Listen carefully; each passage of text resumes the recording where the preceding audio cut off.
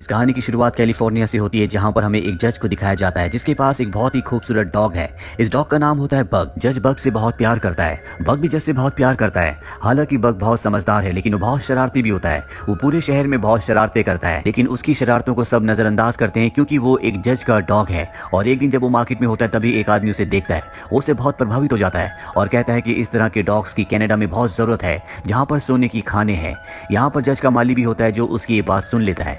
जज का अब बर्थडे होता है, जहाँ पर खाने की तैयारियां हो रही होती हैं और बग अपनी शरारतों के चलते खाने की टेबल को पूरी तरह से तहस नहस कर देता है, जिससे जज को गुस्सा आता है और वो रात को उसे घर से बाहर निकाल देता है। अब बग के पास अंदर जाने का कोई भी रास्ता नहीं होता और तभी उसे माली की आवाज आती है जो बग को अपने पास बुलाता है। बग जब उसके पास जाता है तो वो बग को एक बिस्किट दिखाता है, जिसे वो घोड़ा गाड़ी के अंदर फेंक देता है। बग भी घोड़ा गाड़ी के अंदर चला जाता है और तभी दरवाजा बंद कर दिया जाता है और हमें बाहर माली के पास उसी आदमी को दिखाया जाता है जिसने मार्केट में कहा था कि इस तरह के डॉग्स की कनाडा में बहुत जरूरत है, जहाँ पर सोने की खाने हैं। वो आदमी माली को कुछ पैसे देता है जो बग देख लेता है और अब बग को एक बॉक्स के अंदर बंद करके ट्रेन से एक दूसरी जगह ले जाया जाता है। और तभी वहां पर एक आदमी आता है जिसके हाथ में एक डंडा होता है। वो बग के बॉक्स को खोलता है। बग वहां से भागने की कोशिश करता है, लेकिन वो बग को मारकर वहीं पर गिरा देता है। बग को पहली बार जिंदगी में किसी ने मारा है, लेकिन बग किसी तरह से यहाँ से भागकर बाहर चला जाता है। और जब वो बाहर जाता है तो देखता है कि वो एक समुद्री जहाज के ऊपर है। चारों तरफ समंदर है, यानी कि वो चाहकर भी यहाँ से नहीं जा सकता। अब ये जहाज एक किनारे पर रुकता है, जो जगह बहुत ही ज्यादा ठंडी होती है।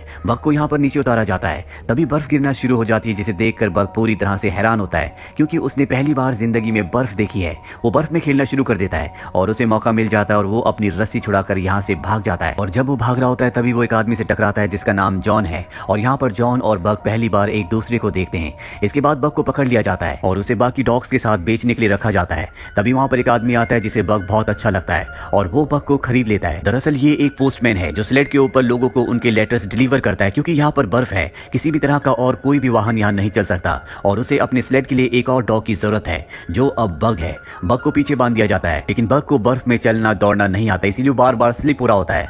अब रात हो जाती है और बग को बहुत ठंड लगती है। पोस्टमैन और उसकी जो गर्लफ्रेंड होती है वो टेंट के अंदर सो रहे होते हैं।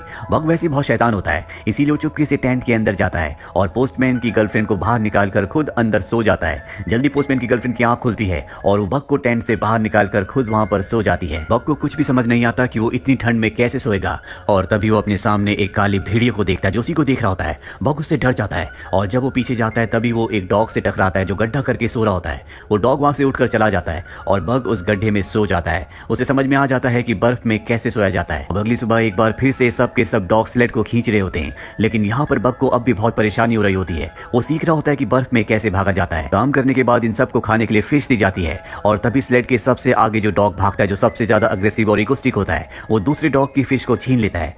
जब बग ये देखता है तो उसे बिल्कुल भी अच्छा नहीं लगता और वो अपनी फिश उसे दे देता है, जो देखकर सभी डॉग्स हैरान हो जाते हैं क्योंकि कभी भी डॉग्स अपना खाना दूसरे को नहीं देते। दरअसल स्लेड के सबसे आगे जिस डॉग को बांधा जाता है, जो पूरी स्लेड को लीड करता है, वो किसी से भी अच्छे से बिहेव नहीं करता और जब ये एक जगह पानी पी रहे होते हैं तो वही डॉग किसी को भी वहां से पानी नहीं पीने देता। जिसके बाद बग एक दूसरी जगह पर अपने पंजों से बर्फ को तोड़ता है और वहां पर सब पानी पीना शुरू कर देते हैं। यहाँ भी पता चलता है कि बग बहुत ही अच्छा डॉग है। हालांकि वो अपने पुराने मास्टर जो कि एक जज था, उसके पास रहते हुए बहुत ज्यादा शरारती हो गया था क्योंकि उसने कभी भी उसे कुछ नहीं सिखाया था, लेकिन अब वो धीरे धीरे चीजें सीख रहा है। साथ ही दूसरे डॉग से उसकी दोस्ती भी हो रही है, पर फ्रंट डॉग उसे बिल्कुल पसंद नहीं करता। अब जैसे जैसे वक्त बीतता है, बग को बर्फ में भागना आ जाता है और एक दिन जब पोस्टमैन की गर्लफ्रेंड बर्फ को चेक कर रही होती है तो अचानक से वो पानी के अंदर बर्फ के नीचे गिर जाती है। पोस्टमैन उसे बचाने के लिए भागता है, लेकिन बग उससे पहले उस जगह पहुंचकर पोस्टमैन की गर्लफ्रेंड को पानी से निकालकर बाहर ले आता है, जिससे उसकी जान बच जाती है। इसके बाद पोस्टमैन की गर्लफ्रेंड, जिसे बग ने सबसे पहले टेंट से बाहर निकालकर खुद उसकी जगह पर सो गया था, वो बग को पसंद करना, प्यार करना शुरू कर देती है। साथ ही वो उसे खाना भी खिलाती है,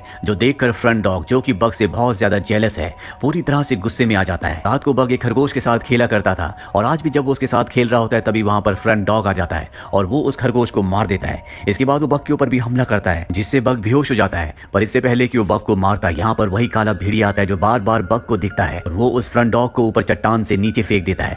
अगली सुबह दिखाया जाता है कि पोस्टमैन अपने फ्रंट डॉग को बुला रहा होता है, लेकिन वो कहीं भी नहीं होता, इसीलिए आज बग को फ्रंट पर बांधा जाता है। जिसके बाद बग बहुत तेज और बहुत अच्छी तरह से भागता है और ये देखकर पोस्टमैन और उसकी गर्लफ्रेंड बहुत ज्यादा खुश हो जाते हैं। और तभी पोस्टमैन देखता है कि ऊपर से बहुत सारी बर्फ नीचे की तरफ आ रही है, जिससे इन सब की जान जा सकती है। बग भी देख लेता है। पोस्टमैन उसे कहता है कि तुम्हें लेफ्ट जाना होगा, वो लेफ्ट का इशारा करता है, पर तभी बग देखता है कि राइट साइड में चट्टान के ऊपर वही काला भेड़िया है जो उसे पहले भी कई बार दिख चुका है और वो राइट साइड एक गुफा के अंदर चला जाता है और बड़ी समझदारी से गुफा से भागता हुआ सबकी जान बचाकर सबको बाहर ले आता है। जिसके बाद ये उस शहर पहुंच जाते हैं जहां पर इन्हें सबके लेटर्स देने हैं। इस शहर में जॉन भी होता है। जॉन वही है जिससे कभी बग टकराया था। जॉन अपनी पत्नी को लेटर लिख रहा होता है।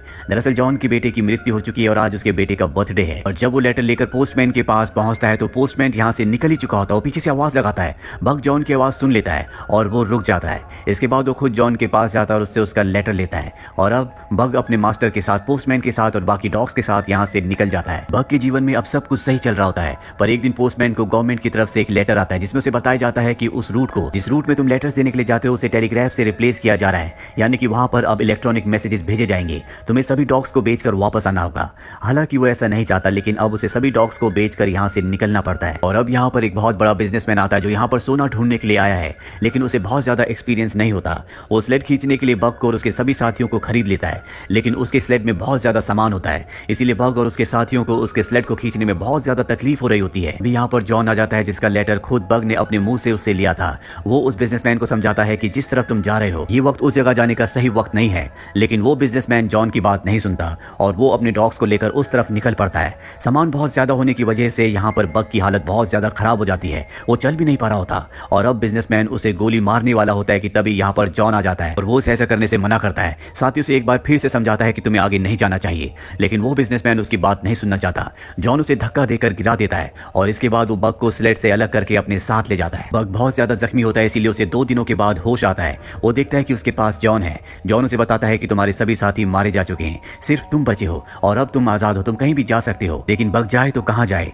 उसके पास रहने के लिए, जाने के लिए कोई भी और जगह नहीं है।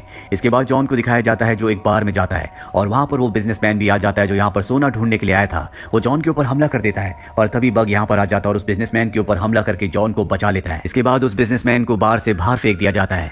जॉन जो कि बहुत ज्यादा ड्रिंक करता है क्योंकि उसके बेटे की मृत्यु हो चुकी है, उसके दिल में बहुत गहरा दर्द होता है और बग जब ये देखता है तो समझ जाता है कि ये सब जॉन के लिए अच्छा नहीं है। और अब जबकि वो जॉन के साथ ही रहता है तो एक दिन वो उसकी वाइन की बोतल को बर्फ के नीचे दबाकर ऊपर बैठ जाता है। जॉन उसे हटाने की बहुत कोशिश करता है, लेकिन बग इतना भारी होता है कि वो उसे हिला भी नहीं पाता। अब बग और जॉन एक दूसरे के साथ रहना शुरू कर देते हैं। एक दिन जॉन बग को एक नक्शा दिखाता है और बताता है कि इस नक्शे में एक जगह ऐसी है जहां पर बहुत सारा सोना है। मेरे बेटे ने इस पर एक लाइन खींची थी और कहा था कि अगर हमें सोने तक पहुंचना है तो हमें इस रास्ते से होकर गुजरना होगा। और इसके बाद जॉन और बग कश्ती से सोने की तलाश में नदी के रास्ते निकल पड़ते हैं। दरअसल अब बर्फ गल चुकी है और जब ये लगातार आगे बढ़ रहे होते हैं तभी इनकी कश्ती में होल हो जाता है, पानी भरना शुरू हो जाता है और इन दोनों को कश्ती छोड़नी पड़ती है। अब ये घने जंगलों से आगे बढ़ते हैं और तभी इन्हें एक केबिन दिखता है जिसे देखकर ये दोनों बहुत खुश हो जाते हैं। अभी दोनों यहीं पर रहना शुरू कर देते हैं। वही हमें उस बिजनेसमैन को दिखाया जाता है जिससे जॉन की बार में लड़ाई हुई थी। वो गन लेकर जॉन को मारने के लिए उसके घर पहुंच जाता है, लेकिन जॉन वहां पर नहीं होता। उस बिजनेसमैन को वहां पर वो नक्शा दिख जाता है जिस पर वो लकीर होती है, जिससे वो समझ जाता है कि हो ना हो सोना वहीं पर है और जॉन भी सोना ढूंढने के लिए गया है।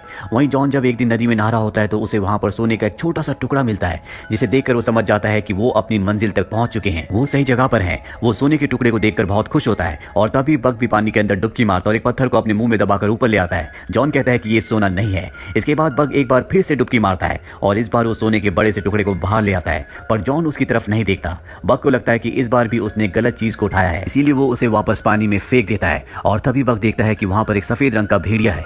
वो उसका पीछा भी करता है लेकिन वो भाग जाते हैं। यहाँ पर भेड़िए भी रहते हैं और एक दिन जब एक भेड़िया पानी को, नदी को क्रॉस कर रहा होता है तो उसका पैर स्लिप हो जाता है। इससे पहले कि उसकी जान जाती, बग उसकी जान बचा लेता है और अब बग इन भेड़ियों का भी दोस्त बन चुका है। वो ज्यादा से ज्यादा इन भेड़ियों के साथ वक्त बिताना शुरू कर देता है, लेकिन हर शाम को वो जॉन के लिए एक शिकार करके लाता है ताकि उसे खाने की कमी ना हो। बग के ना रहने से जॉन को अकेलापन होना शुरू हो जाता है और जल्दी बग को एहसास हो जाता है। वो जॉन के पास वापस जाता है और उसकी गोद में सर रखकर सो जाता है। और अगली सुबह जब सफेद भेड़िया वहां पर आती है तो एक बार फिर से बग उसके पास चला जाता है। दरअसल बग उसके साथ रहकर बहुत खुश है। जॉन को भी इस बात का एहसास हो जाता है। वो समझ जाता है कि बग को उसका परिवार मिल चुका है। जॉन ने यहाँ पर बहुत सारा सोना इकट्ठा कर लिया होता है, लेकिन सोने के बड़े बड़े टुकड़े वो वापस पानी में, नदी में फेंक देता है और कुछ सोना अपने पास बचा लेता है। वो बग को कहता है कि तुम मेरे सच्चे दोस्त हो, तुम्हें तुम्हारा परिवार मिल चुका है, कल सुबह मैं यहाँ से चला जाऊंगा। बग को सुनकर बिल्कुल भी अच्छा नहीं लगता, वो उदास हो जाता है और वापस वो अपने भेड़ियों के पास, अपने साथियों के पास चला जाता है। रात को जॉन जब केबिन के अंदर होता है तभी उसे एहसास होता है कि बाहर कोई है और जब वो दरवाजा खोलता है तो वहां पर वही बिजनेसमैन होता है जिसके हाथ में गन है। वो अपनी गन से उसके ऊपर हमला करता है जिससे जॉन के हाथ से लालटेन छूट जाती है और पूरा केबिन जलना शुरू हो जाता है। ये दोनों के दोनों बाहर आ जाते हैं। बिजनेसमैन जॉन से कहता है कि मुझे सोना दो और जब वो अपनी जेब से सोना निकालता है तो बिजनेसमैन की आंखें खुली की खुली रह जाती है। वो इसी सोने की तलाश में यहाँ पर आया था। वो इससे पहले कि जॉन को मारता यहाँ पर बग आ जाता है जो उसके ऊपर हमला करके उसे घर के अंदर फेंक देता है जिससे उसकी मृत्यु हो जाती है। जॉन को भी गोली लगी है, इसीलिए वो भी अपनी जिंदगी की आखिरी सांसें ले रहा है। बग उसके पास जाता है। जॉन उसे कहता है कि तुम्हें तुम्हारा घर मिल चुका है, अब तुम्हें अपने लिए जीना होगा। और इसके बाद जॉन की भी मृत्यु हो जाती है, जिसके बाद बग उस सफेद भेड़िए के साथ चला जाता है जो कि एक फीमेल भेड़िया है। कुछ वक्त बाद दिखाया जाता है कि बग के और उस सफेद भेड़िया के बच्चे भी हैं। साथ ही बग अपने पूरे झुंड का लीडर भी है, वो सबको लीड करता है। और बग ने वाइल्ड की दुनिया को अपना लिया है जिसने उसे कॉल किया था, यानी कि the call of the wild, यानी कि वाइल्ड की दुनिया ने उसे अपनाया है। और इसी के साथ बग की कहानी यहीं पर खत्म हो जाती है। ये फिल्म ईयर 2020 में रिलीज हुई थी। IMDb पर इसकी रेटिंग है 6.7। उम्मीद करते हैं कि ये कहानी आपको पसंद